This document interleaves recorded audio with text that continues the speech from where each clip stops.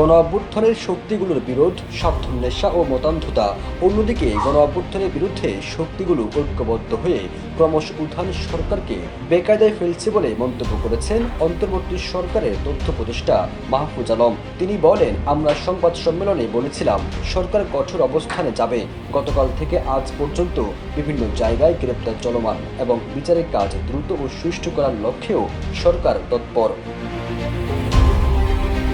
সামাজিক যোগাযোগ মাধ্যম ফেসবুকে নিজের ভেরিফাইড পেজে দেওয়া এক পোস্টে এই মন্তব্য করেন তিনি। মাহফুজ আলম বলেন, প্রধান উপদেষ্টাকে নিয়ে একটি পর্যালোচনা সভায় নারী ও শিশুর বিরুদ্ধে নিপীড়ন ও সহিংসতা নিরোধে ব্যবস্থা গ্রহণ, নিষিদ্ধ সাংগঠনিক কার্যক্রমের বিরুদ্ধে কঠোর অবস্থান গ্রহণ ও সার্বিক আইন শৃঙ্খলা উন্নতি নিয়ে আলোচনা হয়েছিল।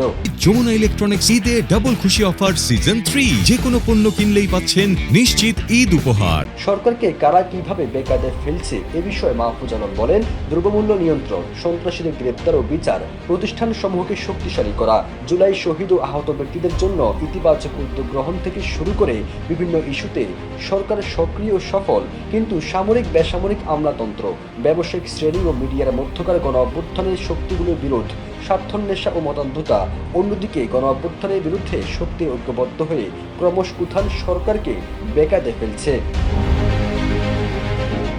সরকারের এই উপদেষ্টা আরও বলেন, সরকার যুদ্ধ লড়ছে গণ অভ্যুত্থানে পরাজিত একটি শক্তিশালী দেশি বিদেশি জোটের বিরুদ্ধে, কিন্তু স্বার্থন্বেষী মহল জনগণের মধ্যকার অভ্যুত্থানের ঐক্যকে নস্যাৎ করতে উঠে পড়ে লেগেছে, সফলও হচ্ছে।